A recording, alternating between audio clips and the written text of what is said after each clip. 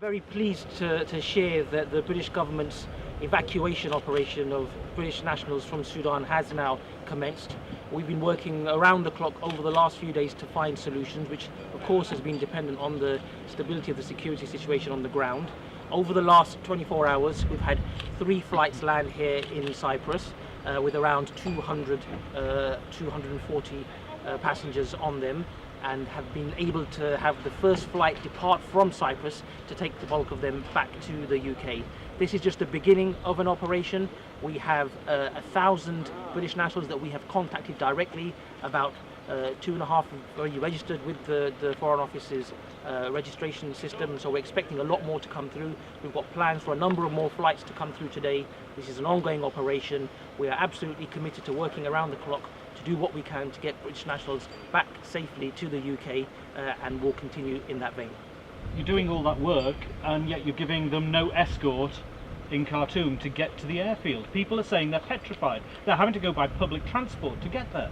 The situation on the ground in Khartoum, which I know very well, I used to be the British ambassador in Khartoum, is extremely volatile.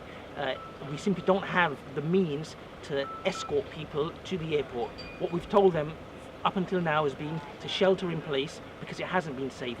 This latest ceasefire does seem to be holding to some extent, and that's why we've encouraged people to now make their way on their own steam to the airport, if they can, to get onto the planes that we've provided. We really can't offer more than that, particularly looking at the safety of our own people on the ground as well. So we only had about 2,500 register on our system. We think there are more Brits there. Some of them may have found other routes, so the exact number that will ultimately want to use the service that we are offering to get them back is entirely unclear. I have to pick you up on that as well. I know some people are saying they're struggling to fill in these forms online due to bad internet connection. And are they just going to be left behind if they can't fill out No, these so forms? the registration on the form was simply to inform our planning. We have already sent out a message saying all Brits who want to leave, make your way to the airport. They don't need to register to make their way to the airport. The registration was to inform our planning. But there may be Brits who aren't registered with us. That doesn't mean they can't travel. Of course they can. As long as they turn up the airport with their passport, they'll be put on a plane. So you've contacted about 1,000 out of 2,500 people who've registered, and maybe 4,000 out there. Why is that? In the initial phase, while we weren't sure about capacity, we were proactively contacting people to encourage them to come to the airport. Now that we're fairly more confident that the situation is one where we can make this route work, we basically sent out a travel advice message saying all Brits who want to come should come. So this was a staged process of initially just asking a certain number to come to make sure that the system would work and that we weren't overloading it. Now we're confident it's working. All Brits are invited to come to the airport. Can I just get to the bottom of these numbers, because there only have been 3 flights. We've spoken to some people who came on, I think the 3rd flight, who suggested that actually the numbers on that flight were quite similar to the 1st flight, about just a few dozen, 40 or so.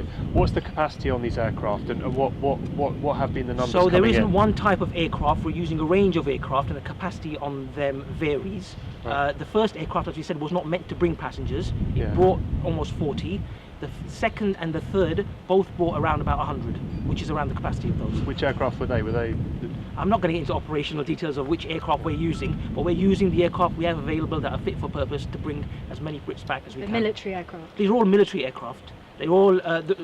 We are, I should say this, super grateful for all of the support and assistance we received from the Republic of Cyprus. But the logic for why they're coming here is that they're flying out of Akrotiri. We have military facilities and capabilities here on the bases on the island of Cyprus that we are utilising to get out to Khartoum. But we're flying into Larnaca because the government of the Republic of Cyprus has a well-established plan going back to 2006 when we had the major Lebanon evacuation to help facilitate the reception and the onward commercial transfer of all of these people, which is why we're coming here rather than Akrotiri, and it's working well so far, and we're very grateful to the Republic of Cyprus for all of their support.